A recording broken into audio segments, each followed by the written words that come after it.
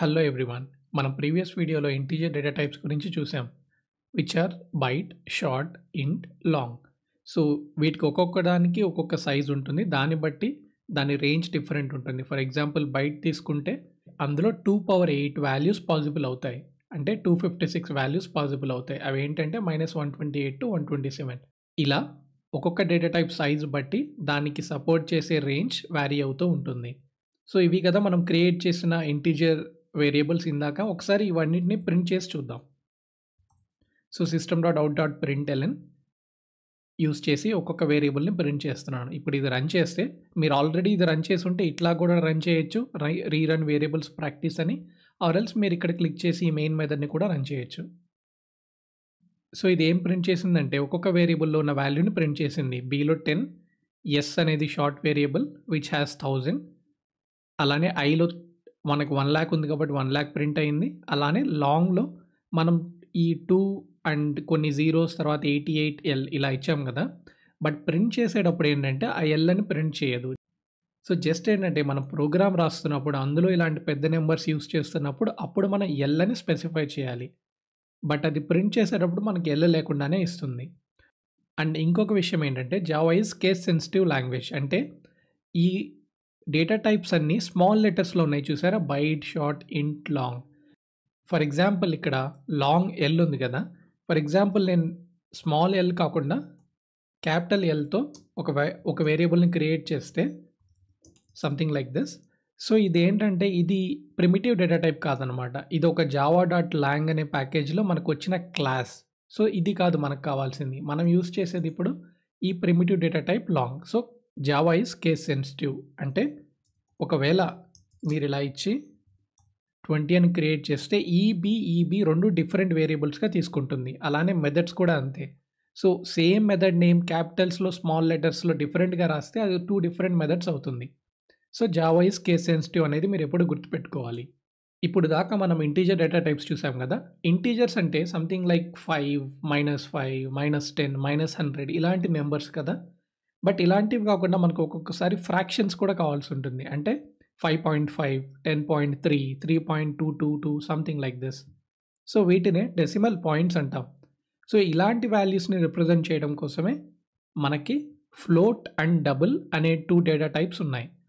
So మనం integer data టైప్స్లో ranges calculate చేసాం కదా using the size of each data type. But ఏంటంటే float and డబుల్కి ranges calculate చేయడం చాలా కాంప్లెక్స్ అనమాట. అది మనకి ఇప్పుడు అవసరం లేదు. జస్ట్ ఏంటంటే ఈ డేటా టైప్స్ని ఎలా యూస్ చేయాలి, దీనివల్ల యూజ్ ఏంటి అది తెలుసుకుంటే సరిపోతుంది. So finding range of values for float or double is out of scope for this course. Okay, so first float data type గురించి చూద్దాం. సో ఫ్లోట్ డేటా టైప్ వచ్చేసి single precision 32-bit IEEE 754 floating point రిప్రజెంటేషన్తో implement చేసి ఉంటుంది. ఇది ఏంటి అన్నది మనకి ఇప్పుడు అవసరం లేదు. సో జస్ట్ మీరు గుర్తుపెట్టుకోవాల్సింది ఏంటంటే ఫ్లోట్ అయితే 32-bit IEEE 754 ఫ్లోటింగ్ పాయింట్ రిప్రజెంటేషన్లో ఉంటుందని గుర్తుపెట్టుకుంటే సరిపోతుంది. అండ్ లాంగ్ వచ్చేసి మనకి 64 bits కదా. ఇందులో 2^64 వాల్యూస్ పాసిబుల్ అవుతాయి విచ్ రేంజ్ ఫ్రమ్ -2^63 to 2^63 -1. అలానే ఇంటీజర్ వచ్చేసి 32 bits కదా. అందులో 2^32 వాల్యూస్ పాసిబుల్ అవుతాయి విచ్ రేంజ్ ఫ్రమ్ -2^31 to 2^31 -1. అదే ఇప్పుడు ఫ్లోట్ చూసుకుంటే 32 bits కదా. సో మీరు ఒకటి అనుకోవచ్చు, లాంగ్లో 64 bits ఉంది కాబట్టి range of values in float long కంటే తక్కువ ఉంటుంది అని అనుకోవచ్చు. బట్ అది తప్పు. ఎందుకంటే మనకి లాంగ్ అనేది నార్మల్ బైనరీ రిప్రజెంటేషన్లో ఉంటుంది. బట్ ఫ్లోట్ అనేది సింగిల్ ప్రెసిషన్ 32-bit IEEE రిప్రజెంటేషన్లో ఉంటుంది కాబట్టి ఇది రిప్రజెంట్ చేసే వాల్యూస్ చాలా డిఫరెంట్గా ఉంటాయి. మనం గుర్తుపెట్టుకోవాల్సింది ఏంటంటే float range is much larger than long. అంటే లాంగ్లో మ్యాక్సిమం వాల్యూ మనకేమొస్తుంది 2^63 -1, మినిమం వాల్యూ వచ్చేసి -2^63. సో ఈ నెంబర్స్ కంటే చాలా ఎక్కువ రేంజ్ మనకి ఫ్లోట్లో అవైలబుల్ ఉంటుంది. అలానే float is accurate only till 6 to 7 digits. ఒకసారి మనం ఫ్లోట్ వేరియబుల్ క్రియేట్ చేసి కోడ్లో ఒకసారి దీని గురించి చూద్దాం మనం. సో ఈ ప్రోగ్రాంలో ఇప్పుడు నేను ఫ్లోట్ వేరియబుల్ ఒకటి క్రియేట్ చేయాలంటే float variable name let's say f is equal to ఒక 5.5 అనే వాల్యూ క్రియేట్ చేయాలంటే దీని తర్వాత ఎలా అయితే లాంగ్కి లాస్ట్లో ఎల్ అని ఇచ్చామో దీనికి లాస్ట్లో ఎఫ్ అని ఇవ్వాలి. ఆర్ ఎల్స్ క్యాపిటల్ ఎఫ్ అయినా పర్లేదు, స్మాల్ ఎఫ్ అయినా పర్వాలేదు. You can go with small F. అలానే ఇక్కడ స్మాల్ ఎల్ కూడా ఇచ్చినా పర్లేదు. ఓకే.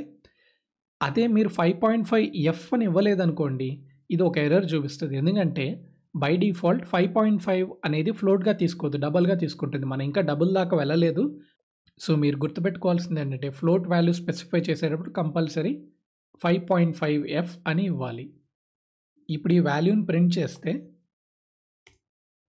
ఎఫ్, సో రన్ చేసి చూద్దాం. సో 5.5 అని వచ్చింది.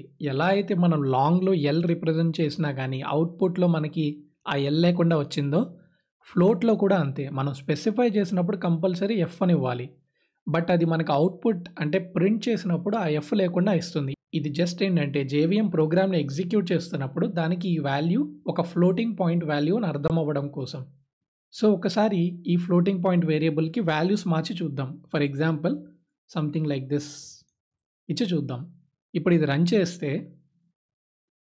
సో మీరు చూసారా, మనం 50,000.5765 వాల్యూ ఇచ్చాం. బట్ అది మొత్తం యాక్యురేట్గా మనకి ఇవ్వలేదు. సో అందుకనే ఫ్లోటింగ్ పాయింట్లో ఒక 5 to 6 ఆర్ ఎల్ 6 to 7 డిజిట్స్ మాత్రమే యాక్యురేట్గా ఉంటుంది. అంటే చిన్న వాల్యూస్, ఫర్ ఎగ్జాంపుల్ 500.5765 ఇలాంటివి ఉంటే మనకి కరెక్ట్గానే డిస్ప్లే చేస్తుంది. అదే కొన్ని డిజిట్స్ పెంచేస్తే మనం ఫర్ ఎగ్జాంపుల్ అలానే 3, 5, 4 ఇలా ఇస్తే సో ఆ వాల్యూ అంటే మనకి ఎక్స్పోనెన్షియల్ ఫామ్లో చూపిస్తుంది అవుట్పుట్. అంటే ఇట్స్ నథింగ్ బట్ 10^7 అనుకోండి. సో మనకి యాక్చువల్లీ పెద్ద నెంబర్స్ ఇస్తే ఒక్కొక్కసారి ఇలా ఎక్స్పోనెన్షియల్ రిప్రజెంటేషన్లో అవుట్పుట్ చూపిస్తుంది. దిస్ ఈజ్ నథింగ్ బట్ ఈ వాల్యూ ఏదైతే ఉందో ఈకి ముందు అది into 10^7. So which is nothing but ఈ వాల్యూ రిప్రజెంట్ చేస్తుంది అది. దాని పక్కన వచ్చిన ఈ డిజిట్స్ అన్నిటినీ ఏమి చూపించట్లేదు, చూసారా. సో అలానే ఇంకొక వాల్యూ ఏమైనా ఇచ్చి చూద్దాం. ఫర్ ఎగ్జాంపుల్ 5345 ఇలా ఇచ్చి చూస్తే ఏం జరుగుతుందో చూద్దాం.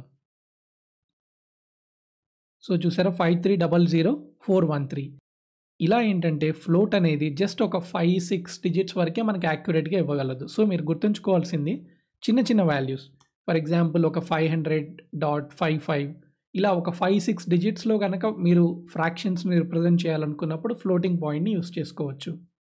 సో ఫ్లోట్ అనేది 6 to 7 డిజిట్స్ దాకా యాక్యురేట్గా ఉంటుంది అనుకుందాం. ఆన్ ఏ సేఫర్ సైడ్ మీరు జనరల్గా ప్రోగ్రామ్ రాస్తున్నప్పుడు ఒక 5-6 డిజిట్స్ కనుక మీకు యాక్యురేట్గా కావాలంటే ఫ్లోటింగ్ యూస్ చేసుకోవచ్చు. మీకు ఒక డౌట్ రావచ్చు, సరే నా ఇంకా కొంచెం పెద్ద నెంబర్స్ యాక్యురేట్గా కావాలంటే మరి ఏం చేయాలి అన్నప్పుడు we have something called double data type. ఎలా అయితే ఫ్లోట్ అనేది 32-bit IEEE 754 రిప్రజెంటేషను, డబుల్ అనేది 64-bit రిప్రజెంటేషన్. సో 64-bit కాబట్టి దీనిలో ఇంకా ఫ్లోట్ కంటే చాలా ఎక్కువ రేంజ్లో వాల్యూస్ని రిప్రజెంట్ చేయొచ్చు. సో మనం గుర్తుపెట్టుకోవాల్సింది ఏంటంటే ఫ్లోట్ అనేది లాంగ్లో ఉన్న maximum value and minimum value కంటే ఇంకా ఎక్కువ రేంజ్లో వాల్యూస్ని స్టోర్ చేసుకోగలదు. Double range is much larger than float. అంటే ఈ ఫ్లోట్ కంటే కూడా ఇంకా ఎక్కువ పెద్ద వాల్యూస్ని స్టోర్ చేసుకోగలదు డబుల్ డేటా టైప్. అండ్ మీరు ఒక పాయింట్ గుర్తుపెట్టుకోవాల్సింది ఏంటంటే ఫర్ ఎగ్జాంపుల్ బైట్ తీసుకున్నాం అనుకోండి, 8 బిట్స్ నెంబర్ కదా, అందులో 2^8 అంటే 256 నెంబర్ పాసిబుల్ అవుతాయి. అంటే -128 నుండి +127. సో బట్ ఇంటీజర్స్ అంటే ఏంటి, అవి ఎలాంటి వాల్యూస్ తీసుకుంటాయి, -128, -127, -126 so on till 127. But float or double అనేవి ఫ్రాక్షన్స్ తీసుకుంటాయి కాబట్టి మీరు దీన్ని రియల్ నెంబర్స్ అనుకోవచ్చు. మ్యాథ్స్లో చూస్తే మనకు రియల్ నెంబర్స్ ఉంటాయి కదా, రియల్ నెంబర్స్లో ఇంటీజర్స్ అనేది ఒక సబ్సెట్. అంటే ఒక 1 and 2 ఈ 2 ఇంటీజర్స్ మధ్యలో మనకి ఇన్ఫైనైట్ నెంబర్స్ పాసిబుల్ అవుతాయి. 1.1, 1.2, 1.3, 1.11, 1.125 ఇలా ఇన్ఫైనైట్ నెంబర్స్ పాసిబుల్ అవుతాయి. సో మనం ఇంటీజర్ డేటా టైప్స్లో చెప్పినట్టు ఇక్కడ కరెక్ట్గా ఈ వాల్యూసే ఉంటాయి అని చెప్పలేం. దీంట్లో ఏంటంటే ఇన్ఫైనైట్ నెంబర్స్ పాసిబుల్ అవుతాయి. జస్ట్ మనం గుర్తుపెట్టుకోవాల్సింది ఏంటంటే మనం లాంగ్లో ఏదైతే బిగ్గెస్ట్ నెంబర్ ఉందో దానికంటే పెద్ద నెంబర్ ఫ్లోట్లో స్టోర్ చేసుకోవచ్చు. అలానే లాంగ్లో మినిమం నెంబర్ ఏదైతే ఉందో దానికంటే మినిమం నెంబర్ ఫ్లోట్లో స్టోర్ చేసుకోవచ్చు. అండ్ డబుల్ వచ్చేసి ఈ ఫ్లోట్ కంటే ఇంకా ఎక్కువ బిట్స్లో రిప్రజెంటేషన్ ఉంది కాబట్టి ఇంకా పెద్ద వాల్యూస్ను స్టోర్ చేసుకోవచ్చు. అదొక్కటే మనం గుర్తుపెట్టుకోవాలి. సో ఇప్పుడు ఒకసారి డబుల్ డేటా టైప్ గురించి చూద్దాం. So double follows double precision 64-bit IEEE 754 floating point representation. And double range is much larger than float మనం డిస్కస్ చేసినట్టు. అండ్ ఎలా అయితే ఫ్లోట్ ఓన్లీ 6-7 డిజిట్స్ యాక్యురేట్గా ఇస్తుందో డబుల్ ఏంటంటే 15-16 డిజిట్స్ దాకా యాక్యురేట్గా ఇవ్వగలదు. సో ఒకసారి ఇప్పుడు డబుల్ వేరియబుల్ని క్రియేట్ చేసి చూద్దాం కోడ్లో. సో నేను డబుల్ వేరియబుల్ క్రియేట్ చేయాలంటే ఇలా double d is equal to, ఇక్కడ నేను వేరియబుల్ నేమ్ d అని ఇస్తున్నాను. జస్ట్ ఏంటంటే మనం డేటా టైప్స్ గురించి ఇంట్రడక్షన్ కాబట్టి, బట్ జనరల్లీ ఏంటంటే మంచి మీనింగ్ఫుల్ నేమ్స్ ఇవ్వాలి. So double d is equal to for example 5.5. 5.5 అనేది ఫ్లోట్లో పెడితే, ఫర్ ఎగ్జాంపుల్ ఇక్కడ ఫ్లోట్లో 5.5 పెడితే ఇక్కడ మనకి ఏం చూపించింది, f లేకుండా. సో రిక్వైర్డ్ టైప్ వచ్చేసి ఫ్లోట్, మనం డబుల్ స్పెసిఫై చేసామని చూపించింది. అంటే బై డిఫాల్ట్ f లేకుండా రాస్తే ఇది ఆటోమేటిక్గా డబుల్ రిప్రజెంటేషన్గా తీసుకుంటుంది. ఒకసారి దీన్ని ప్రింట్ చేసి చూద్దాం.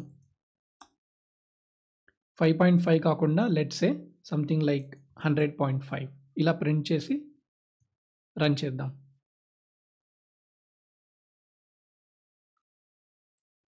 సో మనకి 100.5 ఇలా ప్రింట్ అయింది. సో డబుల్ చాలా ఇంకా పెద్ద నెంబర్స్ని రిప్రజెంట్ చేయగలదు కాబట్టి ఒక పెద్ద నెంబర్ ఇచ్చి చూద్దాం. ఫర్ ఎగ్జాంపుల్ ఒకసారి దీన్ని రన్ చేసి ఎక్కడ దాకా యాక్యురేట్గా వస్తుందో చూద్దాం. సో ఈ అవుట్పుట్ చూస్తే ఇది e⁻12 కాబట్టి ఇది సంథింగ్ లైక్ 1 2 3 4 5 6 7 8 9 10 11 12 అంటే 4 దాకా .5829 వరకు రిప్రజెంట్ చేసింది. మన ఇక్కడ 582 ఇక్కడ దాకా యాక్యురేట్గా రిప్రజెంట్ చేసింది. ఇవి ఎన్ని ఉన్నాయి చూడండి, 1 2 3 4 5 6 7 8 9 10 11 12 13 14 15 16 ఒక 16 డిజిట్స్ దాకా మనకి యాక్యురేట్గా రిప్రజెంట్ చేసింది. ఓకే, ఇంకా చిన్న నెంబర్స్ తీసుకున్నాం అనుకోండి, ఫర్ ఎగ్జాంపుల్ కొంచెం సైజ్ తగ్గించి మనం ప్రింట్ చేసి చూద్దాం. ఈ వాల్యూ ప్రింట్ చేసి చూస్తే మనకి ఆల్మోస్ట్ 2882 అంటే ఈ లాస్ట్ డిజిట్ దాకా యాక్యురేట్గా మనకి చూపించింది. జస్ట్ ఈ 7 అనేది 10⁻7 అంటే 7 పాయింట్స్ తర్వాత మీరు డాట్ పెట్టి చూస్తే ఇది సేమ్ ఇదే వాల్యూ కరెక్ట్గా యాక్యురేట్గా ప్రింట్ చేసింది. సో మనం డబుల్లో గుర్తుపెట్టుకోవాల్సింది ఏంటంటే అరౌండ్ ఒక 16 డిజిట్స్ దాకా మనకి యాక్యురేట్గా ది ఇన్ఫర్మేషన్ని స్టోర్ చేసుకోగలదు. So double is default and preferred data type for decimal point numbers. మనం ఇంతకుముందు ఫ్లోట్లో చూసాం కదా, కొంచెం పెద్ద నెంబర్ ఇచ్చినా కానీ అది యాక్యురేట్గా స్టోర్ చేసుకోలేకపోయింది. అందుకనే మనం ఎప్పుడైనా డెసిమల్ పాయింట్ నెంబర్స్ని స్టోర్ చేయడానికి డబుల్ని యూస్ చేయాలి. This is preferred for decimal point numbers. And even ఈ డబుల్ డేటా టైప్ కూడా కంప్లీట్లీ యాక్యురేట్ కాదు కదా, ఓన్లీ ఒక 15-16 డిజిట్స్ దాకే ఉంటాయి. సో మనం ఒక కంప్లీట్లీ హైలీ యాక్యురేట్ వాల్యూస్ని స్టోర్ చేయాలి డెసిమల్ పాయింట్స్. అప్పుడు ఏం చేయాలంటే మనకు ఒక క్లాస్ ప్రొవైడ్ చేస్తుంది జావా అనేది, బిగ్ డెసిమల్ అనే క్లాస్, దాన్ని యూస్ చేయాలి. ఈ క్లాస్ గురించి ఇప్పుడు మనకు అవసరం లేదు, జస్ట్ మనం గుర్తుపెట్టుకోవాలి. ఒకవేళ ఇలాంటి సిచ్యువేషన్ ఎప్పుడైనా ఫ్యూచర్లో మీకు వస్తే ఓకే ఇలా ఈ క్లాస్ని యూస్ చేయగలం అని మనకు తెలిసి ఉండాలి. ఎందుకంటే జావాలో థౌజండ్స్ ఆఫ్ క్లాసెస్ ఉంటాయి, అన్ని క్లాసెస్ గురించి మనం తెలుసుకోలేం. జస్ట్ ఏంటంటే మనకు ఒక అవేర్నెస్ ఉంటే ఆ సిచ్యువేషన్ వచ్చినప్పుడు మనం దాని గురించి ఎక్స్ప్లోర్ చేసుకుని వాడుకుంటాం. సో మనం ఎప్పుడైనా హైలీ యాక్యురేట్ వాల్యూస్ కావాలి అంటే ఫ్లోట్ డబుల్ రెండు సరిపోవు, we should use big decimal. ఇది ఒకటి మనం గుర్తుపెట్టుకోవాలి.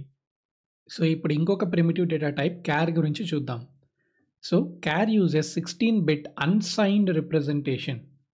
మనం ఇంటీజర్ డేటా టైప్స్ అయిన బైట్, షార్ట్, ఇంట్, లాంగ్ గురించి ఏం తెలుసుకున్నాం, అవి సైన్డ్ రిప్రజెంటేషన్ యూస్ చేస్తుంది. అంటే ఒక n-బిట్ నెంబర్ సైన్డ్ రిప్రజెంటేషన్లో ఉంటే మనకి వాల్యూస్ వచ్చేసి -2n-1 to 2n-1 బట్ ఇది అన్సైన్డ్ కాబట్టి ఇక్కడ ఫస్ట్ బిట్ సైన్డ్ ఏముండదు. సో అందుకనే ఈ వాల్యూస్ వచ్చేసి 0 to 2n-1. ఇక్కడ n 16-బిట్ కాబట్టి 0 to 216-1. మనం ఇంతకుముందు 4-బిట్ సైన్డ్ రిప్రజెంటేషన్లో వాల్యూస్ అన్ని జనరేట్ చేసి చూసాం కదా, అలానే మీరు ఒకసారి అన్సైన్డ్ రిప్రజెంటేషన్లో అంటే ఫస్ట్ బిట్ నెగిటివ్ కాకుండా పాజిటివే అయితే అది జనరేట్ చేసే వాల్యూస్ అన్నిటిని ఒకసారి చేసి చూడండి 4-బిట్కి, మీకు ఒక అండర్స్టాండింగ్ వచ్చేస్తుంది ఈజీగా. అండ్ మీకు ఒక డౌట్ రావచ్చు, ఇంటీజర్ డేటా టైప్స్ అంటే అందులో ఇంటీజర్స్ ఉంటాయి కాబట్టి నెంబర్స్ని రేంజ్ని రిప్రజెంట్ చేసాం, బాగానే ఉంది. బట్ క్యార్లో ఈ నెంబర్స్ రేంజ్ ఏంటి అనుకోవచ్చు కదా మీరు. యాక్చువల్లీ ఏంటంటే కంప్యూటర్కి అర్థమయ్యే లాంగ్వేజ్ ఓన్లీ బైనరీ అంటే 0s and 1s ఉంటుంది. సో మనం ఒకవేళ క్యారెక్టర్ వేరియబుల్ క్రియేట్ చేసినా కానీ ఆ క్యారెక్టర్కి ఏంటంటే కరెస్పాండింగ్గా ఇంటీజర్ కోడ్ ఉంటుంది. ఆ ఇంటీజర్ కోడ్ బైనరీ ఫామ్లో మనకి సేవ్ అవుతుంది మెమరీలో. సో మీరు ఎప్పుడైనా గుర్తుపెట్టుకోవాల్సింది ఏంటంటే కంప్యూటర్లో సేవ్ అయ్యేది ఏదైనా బైనరీ ఫామ్లో ఉంటుంది. మన కంప్యూటర్కి క్యారెక్టర్ యాక్చువల్లీ అర్థం కాదు. మన జేవిఎం ఎగ్జిక్యూట్ చేసేటప్పుడు అది బైనరీ ఫామ్లో కన్వర్ట్ చేసి సేవ్ చేస్తుంది. అలానే బైనరీ ఫామ్ని రీడ్ చేసుకుని మనకి దాన్ని కన్వర్ట్ చేసి క్యారెక్టర్ని ఇస్తుంది. సో మీరు ఆస్కీ క్యారెక్టర్స్ గురించి వినే ఉంటారు. అంటే ఫర్ ఎగ్జాంపుల్ మన కీబోర్డ్లో ఉన్న ఈ ఆల్ఫాబెట్స్ ఏవైతే ఉన్నాయో చూసారా, సింబల్స్, ఆల్ఫాబెట్స్, డిజిట్స్, ఇవన్నీ ఆస్కీ క్యారెక్టర్స్ అనమాట. సో ఈ రేంజ్ ఆఫ్ 0 to 65,535లో ఫస్ట్ 256 అంటే 0 to 255 నెంబర్స్ దాకా ఇవి ఆస్కీ క్యారెక్టర్స్ రిప్రజెంట్ చేస్తుంది. మీకు ఒక డౌట్ రావచ్చు, 256 క్యారెక్టర్సే కదా, మరి మనకెందుకు ఇంత పెద్ద రేంజ్ కావాలి? అండ్ మన కీబోర్డ్లో కూడా అన్ని క్యారెక్టర్స్ లేవు, థౌజండ్స్ ఆఫ్ క్యారెక్టర్స్ ఏం లేవు. అది ఎందుకంటే ఈ క్యార్ వేరియబుల్ అనేది not just ASCII characters, Unicode క్యారెక్టర్స్ని కూడా రిప్రజెంట్ చేస్తుంది. ఎందుకంటే మనం ఎలా అయితే ఇంగ్లీష్లో ఏబీసీ ఆల్ఫాబెట్స్ రాస్తామో అలా వేరియస్ లాంగ్వేజెస్లో ఆల్ఫాబెట్స్ కూడా ఉంటాయి.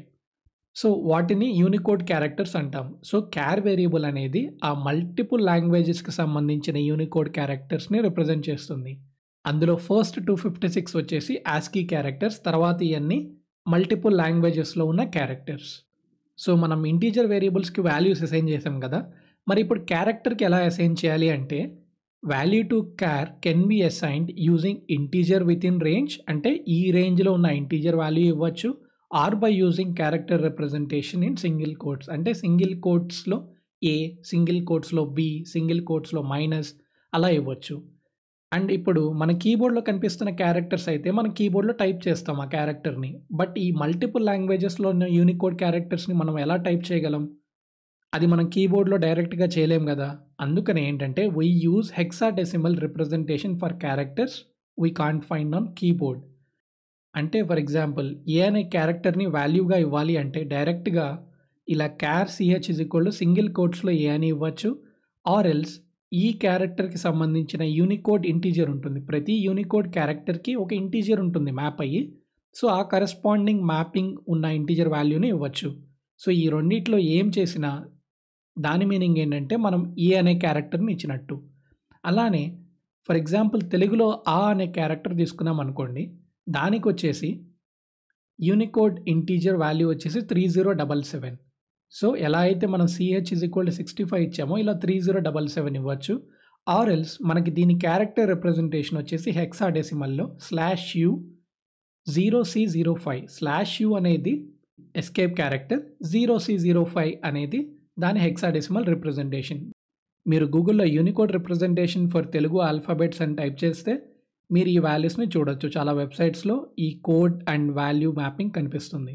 సో ఒక చిన్న కరెక్షన్ ఏంటంటే ఈ స్లైడ్లో ఈ 65 అనేది స్మాల్ ఏ కాదు, క్యాపిటల్ ఏకి రిప్రజెంటేషన్. స్మాల్ ఏకి అయితే 97. బట్ మీ కాన్సెప్ట్ అయితే అర్థమైంది కదా. ప్రతి క్యారెక్టర్కి దానికి సంబంధించిన కోడ్ని ఇవ్వచ్చు. మీరు గూగుల్లో unicode representation for small a or ఈ ఇంగ్లీష్ ఆల్ఫాబెట్స్ అయితే ఆస్కీ కూడా సేమే ఉంటుంది కాబట్టి ASCII representation of small a అని టైప్ చేస్తే మీకు ఆటోమేటిక్గా 97 చూపిస్తుంది. సో ఇప్పుడు ఒకసారి మనం కోడ్లో ఈ వేరియబుల్స్ని క్రియేట్ చేసి చూద్దాం. నేను ఒక క్యార్ వేరియబుల్ క్రియేట్ చేయాలంటే ఇలా char C H is equal to ఇందులోకి నేను క్యాపిటల్ ఏ అనే క్యారెక్టర్ని అసైన్ చేయాలి అన్నప్పుడు ఇలా ఇస్తాను. సో ఇప్పుడు దీన్ని ప్రింట్ చేసి చూద్దాం. ఇప్పుడు దీన్ని రన్ చేస్తే అది నాకు ఏ అని ప్రింట్ చేసింది. అదే ఇక్కడ నేను క్యాపిటల్ ఏ డైరెక్ట్గా స్పెసిఫై చేయకుండా దానికి corresponding ASCII code or unicode 65 specify చేసి రన్ చేస్తే అప్పుడు కూడా నాకు ఏ అని ప్రింట్ అయింది. సో యాక్చువల్లీ మీరు ఇలా స్పెసిఫై చేసినప్పుడు ఏం జరుగుతుందంటే జేవిఎం దీన్ని తీసుకుని దీని corresponding ASCII or Unicode numerical రిప్రజెంటేషన్ని కనుక్కొని దాన్ని బైనరీ ఫామ్లో మనకి మెమరీలో సేవ్ అవుతుంది. సో మనం ఇంతకుముందు డిస్కస్ చేసినట్టు కంప్యూటర్లో మనకి ఏది సేవ్ అయినా అది బైనరీ నెంబర్ ఫామ్లోనే ఉంటుంది. ఇప్పుడు ఒక ఆ అనే తెలుగు క్యారెక్టర్ని ప్రింట్ చేసి చూద్దాం. దాన్ని ప్రింట్ చేయాలంటే నేను కావాలంటే ఈ యూనికోడ్ ఇంటీజర్ వాల్యూ తీసుకోవచ్చు, ఆర్ ఎల్స్ ఈ హెక్సాకోడ్ రిప్రజెంటేషన్ కూడా తీసుకోవచ్చు. So క్యార్ CH let's CH2 is equal to 3077 print చేసి చూస్తే CH2. ఇప్పుడు రన్ చేసి చూద్దాం. సక్సెస్ఫుల్గా ఆ అనే క్యారెక్టర్ని ప్రింట్ చేసింది. అలానే మల్టిపుల్ లాంగ్వేజెస్లో ఉన్న యూనికోడ్స్ని మనం వాడుకోవచ్చు. అదే మనం హెక్సాడెసిమల్ రిప్రజెంటేషన్ యూస్ చేయాలంటే char ch3 is equal to మనం సేమ్ నేమ్తో మల్టిపుల్ వేరియబుల్స్ క్రియేట్ చేయలేం, అందుకనే ch2 ch3 ఇలా ఇస్తున్నాను. సో సింగిల్ కోట్స్లో /u, ఇప్పుడు దీని హెక్సాడెసిమల్ కోడ్ 0C05. మీరు ఇలా సి స్మాల్ ఇచ్చిన ప్రాబ్లం ఏం లేదు, 0C05.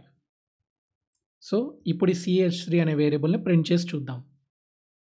సో రన్ చేస్తే సో ఇది కూడా మనకు ఆ అనే క్యారెక్టర్ని ప్రింట్ చేసింది. సో మనం క్యారెక్టర్ వేరియబుల్కి డైరెక్ట్గా క్యారెక్టర్ వాల్యూ ఇచ్చినా, దాని కరెస్పాండింగ్ న్యూమరికల్ కోడ్ ఇచ్చినా, ఇంటీజర్ కోడ్ ఇచ్చినా కానీ దాని మీనింగ్ మన ఇంటీజర్ కోడ్ ఇచ్చినట్టే. ఆ ఇంటీజర్ కోడ్కి సంబంధించిన బైనరీ వాల్యూ మనకి మెమరీలో సేవ్ అవుతుంది. సో అందుకనే క్యారెక్టర్ రేంజ్ కూడా మన ఇంటీజర్ ఫామ్లో రిప్రజెంట్ చేసాం. సో క్యార్ వాల్యూస్ వచ్చేసి 0 to 65,535 రేంజ్లో ఉంటాయి. మనం గుర్తుపెట్టుకోవాల్సింది ఏంటంటే నాట్ జస్ట్ మన ఇంగ్లీష్ ఆల్ఫాబెట్స్, అదర్ లాంగ్వేజెస్లో ఉన్న ఆల్ఫాబెట్స్ని కూడా రిప్రజెంట్ చేయొచ్చు యూజింగ్ క్యారెక్టర్. ఇప్పుడు last primitive data type Boolean గురించి చూద్దాం. So Boolean is very simple data type. Just 2 values ఉంటాయి, ట్రూ ఆర్ ఫాల్స్. మనం ఈ బూలియన్ని ఎప్పుడు యూస్ చేస్తామంటే మనం ఫ్యూచర్లో కండిషన్స్ రాస్తాం, లైక్ ఇఫ్ కండిషన్స్ కానీ చాలా కండిషన్స్ రాస్తూ ఉంటాం. సో అలాంటప్పుడు ఈ బూలియన్ వేరియబుల్స్ని యూస్ చేసుకుంటాం. సో బూలియన్ వేరియబుల్ని ఒకసారి క్రియేట్ చేసి చూద్దాం. సో నేను బూలియన్ వేరియబుల్ క్రియేట్ చేయాలంటే కోడ్లో బూలియన్ అని టైప్ చేసి let's say b1 is equal to దీని వాల్యూ వచ్చేసి ఇలా డైరెక్ట్గా ట్రూ అని ఇవ్వాలి. ఇది సింగిల్ కోట్లో డబుల్ కోట్స్లో అలా ఏం కాదు, సింపుల్గా డైరెక్ట్గా ట్రూ అని ఇవ్వాలి. ఇది కూడా ఒక కీవర్డ్. సో అలానే లెట్స్ సే నేను ఇంకొక బూలియన్ వేరియబుల్ క్రియేట్ చేయాలంటే ఫాల్స్ ఇలా ఇవ్వచ్చు. సో ఒకసారి నేను ప్రింట్ చేసి చూస్తే b1 అలానే b2. సో ఇప్పుడు రన్ చేసి చూద్దాం. అది నాకు ట్రూ ఫాల్స్ ఇలా ప్రింట్ చేసి చూపించింది. సో దీంతో మనం 8 ప్రిమిటివ్ డేటా టైప్స్ని కవర్ చేసేసాం. ఒక ఇంపార్టెంట్ రూల్ మనం గుర్తుపెట్టుకోవాల్సింది ఏంటంటే local variables don't have default values. There will be compilation error if we use local variables without initializing. దీని గురించి కోడ్లో రాసి క్లియర్గా తెలుసుకుందాం. ఇప్పుడు నేను ఒకసారి ఇవన్నీ డిలీట్ చేస్తాను. ఫర్ నౌ నేను ఒక సింపుల్ వేరియబుల్ని క్రియేట్ చేస్తాను, ఇంట్ i. దీన్ని జస్ట్ డిక్లేర్ చేశాను, దీన్ని ఇనీషియలైజ్ చేయలేదు. ఈ వాల్యూ నేను ప్రింట్ చేయాలి అనుకుంటే ఇది నాకు ఒక ఎర్రర్ చూపిస్తుంది, i might not have been initialized. So ఇలా ఒకసారి రన్ చేసి చూస్తే, సో ఇలా ఉన్నా కానీ ఒకసారి రన్ చేసి చూద్దాం జస్ట్ ఏం చూపిస్తుంది అన్నది. So i might not have been initialized. So ఇలా ఇష్యూ చూపిస్తుంది. అండ్ అలానే నేను ఇంకొక వేరియబుల్ క్రియేట్ చేసి దానిలోకి iని రీడ్ చేయాలనుకున్నా కానీ అప్పుడు కూడా సేమ్ అదే ఇష్యూ చూపిస్తుంది. So i might not have been initialized. మీకు ఇక్కడ ఇలా హోవర్ చేసినా కానీ మౌస్ మనకి ఇక్కడ చూపిస్తుంది, ఆర్ఎల్స్ మీరు రన్ చేసినా కానీ ఇక్కడ కన్సోల్లో చూపిస్తుంది. అండ్ ఇది ఎందుకు జరుగుతుంది అంటే లోకల్ వేరియబుల్స్ అంటే ఇలా మనం మెథడ్లో క్రియేట్ చేసిన వేరియబుల్స్కి డిఫాల్ట్ వాల్యూస్ ఏమి ఉండవు. మనం క్లాస్ వేరియబుల్స్, ఇన్స్టెన్స్ వేరియబుల్స్లో డిఫాల్ట్ వాల్యూస్ ఉంటాయా లేదా అనేది అప్పుడు చూద్దాం. బట్ ఈ లోకల్ వేరియబుల్స్లో ఉన్న ఒక డిఫరెన్స్ ఏంటంటే దానికి డిఫాల్ట్ వాల్యూస్ ఏమి ఉండవు. సో ఒక వేరియబుల్ని ఇనీషియలైజ్ చేయకుండా వాడుకుంటే అది మనకి ఎర్రర్ చూపిస్తుంది. అండ్ ఇంకొక విషయం ఏంటంటే మనం ఒక వేరియబుల్ని క్రియేట్ చేసి లెట్సే దీన్ని ఇనీషియలైజ్ చేశాను అనుకుందాం. ఒక వేరియబుల్ నేమ్ కూడా నేను ఫర్ ఎగ్జాంపుల్ కౌంట్ అనే వేరియబుల్ని క్రియేట్ చేశాను అనుకుందాం. బట్ ఈ వేరియబుల్ని నేను కోడ్లో ఎక్కడా యూస్ చేయలేదు. అలాంటప్పుడు ఏంటంటే ఇంటెలిజే దీన్ని కొంచెం కలర్ టోన్ తగ్గించి చూపిస్తుంది. అదే నేను దీన్ని ఎక్కడైనా యూస్ చేశాను అనుకోండి, ఫర్ ఎగ్జాంపుల్ ప్రింట్ చేస్తున్నప్పుడు లెట్సే కౌంట్ అని యూస్ చేశాను అనుకోండి. సో నేను ఈ వేరియబుల్ని క్రియేట్ చేసి వేస్ట్ చేయలేదు, దీన్ని ఎక్కడో చోట యూస్ చేశాను. అలాంటప్పుడు ఇది నాకు ఒక కలర్ హైలైట్ అయి చూపిస్తుంది వైట్ కలర్లో. అదే నేను యూస్ చేయకపోతే సింప్లీ ఇది డల్ కలర్ అయిపోయి చూపిస్తుంది. దీన్ని బట్టి ఇంటెలిజేలో కోడ్ రాస్తున్నప్పుడు మన అవసరం లేని వేరియబుల్స్ ఏమైనా క్రియేట్ చేసామా అన్నది తెలుస్తుంది. సో దీంతో మనం 8 ప్రిమిటివ్ డేటా టైప్స్ కవర్ చేసేసాం. నెక్స్ట్ వీడియోలో టైప్ కాస్టింగ్ గురించి చూద్దాం. అంటే మనకి ఇంతకుముందు కొన్ని ఇష్యూస్ చూసాం కదా, అంటే ఒక వేరియబుల్ని వేరే వేరియబుల్లో కాపీ చేస్తే కొన్నిసార్లు మనకి ఎర్రర్స్ చూపించింది. అది ఎందుకు వస్తుంది, దాన్ని రిజాల్వ్ చేయాలంటే ఏం చేయాలి అన్నది మనం టైప్ కాస్టింగ్ వీడియోలో చూద్దాం. I will see you in the next video.